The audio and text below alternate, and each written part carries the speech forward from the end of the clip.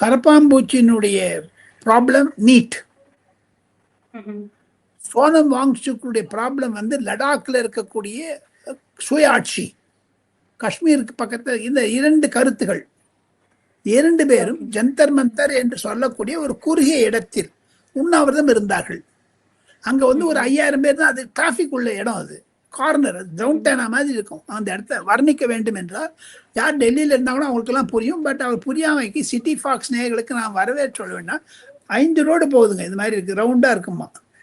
5 road இப்படி இப்படி போகுது. அங்க வந்து இங்க சோனமாங்சுக்கு இங்க கொடுத்துட்டாங்க, கரப்பாம்பூச்சிக்கு இங்க கொடுத்துட்டாங்க. முதல்ல தரமாட்டேன்னு சொன்னாங்க அந்த இடத்த. ஏன்னா குறுகிய இடமாக பஸ் எல்லாம் போகுது, டிராபிக் இருக்குது, லாரி போகுது, கார் போகுது. ஆனால் 20 நாளாக அமைதியாக நடந்த 2 போராட்டங்களும் ஏன் 20ஆம் தேதி தடி அடிக்க கொள்ள வேண்டும்? அரசியல்வாதி புகுந்து விட்டார்கள். ஆச்சி மசாலா, எந்த சமையலும் ருசி தேடும் ரகசியம் 20 ரூபாய்.